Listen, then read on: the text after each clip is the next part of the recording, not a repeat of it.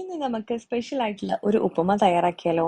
അതിനായിട്ട് വേണ്ടത് നമ്മുടെ സൂചി ഗോതമ്പിന്റെ നുറുക്ക് റവയാട്ടോ. ഞാനതൊന്ന് കഴുകി മാറ്റി വെച്ചിട്ടുണ്ടേ. അത് കുറച്ച് നെയ്യിൽ സോട്ട് ചെയ്ത് വെക്കണമെന്നുണ്ടെങ്കിൽ അങ്ങനെ ചെയ്യാട്ടോ.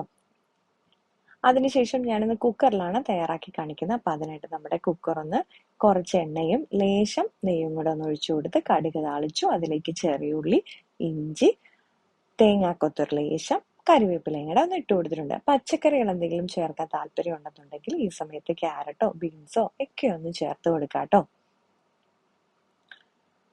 ഇനി ഇതിന്റെ പച്ചമണമൊക്കെ ഒന്ന് മാറി വരുന്നവരെ ഇതുപോലെ ഒന്ന് വഴറ്റി കൊടുക്കണം കേട്ടോ. തീ ലോ ഫ്ലെയിമിൽ ഇട്ട് കൊടുക്കാൻ ശ്രദ്ധിക്കണേ.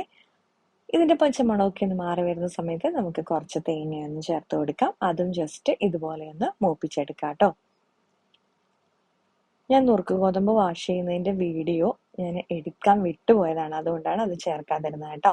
ഞാൻ പിന്നെ എരിവിനായിട്ട് ചേർത്തത് നമ്മുടെ ചതച്ച മുളകാണ്.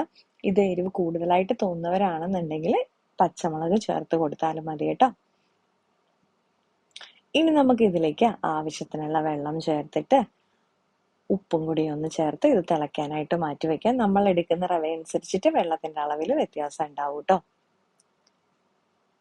ഇപ്പൊ നമ്മുടെ വെള്ളമൊക്കെ തിളച്ച് വന്ന സമയത്ത് ഞാൻ കഴുകി മാറ്റി വെച്ച് നമ്മുടെ റവയൊന്ന് ചേർത്ത് കൊടുത്തിട്ടുണ്ട്.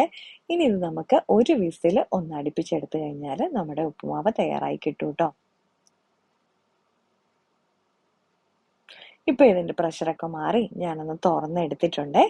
നമ്മൾ തുറക്കുന്ന സമയത്ത് ചിലപ്പോൾ അത് കുറച്ചിങ്ങനെ കട്ടി പോലെ ഒന്നിരിക്കും. അപ്പൊ ജസ്റ്റ് ഒന്ന് ഫോർക്ക് വെച്ചിട്ട് ഒന്ന് ഇളക്കി കഴിഞ്ഞാൽ പെർഫെക്റ്റ് ആയിട്ടുള്ള നമ്മുടെ ഉപ്പുമ പെട്ടെന്ന് തന്നെ തയ്യാറാക്കാൻ പറ്റും. നമ്മൾ പ്രഷർ കുക്കറിൽ അല്ലാതെയാണ് വെക്കുന്നതെങ്കിൽ ഇതൊരു 20 മിനിറ്റൊക്കെ ലോ ഫ്ലെയിമിൽ ഇട്ടാലേ കുക്കായി വരുള്ളൂ.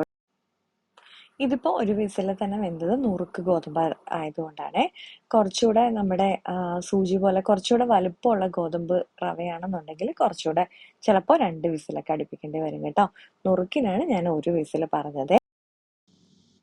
അപ്പോൾ ഇന്നത്തെ അടിപൊളി ഉപ്പുമ എല്ലാവർക്കും ഇഷ്ടപ്പെട്ടെന്ന് വിചാരിക്കുന്നു കേട്ടോ.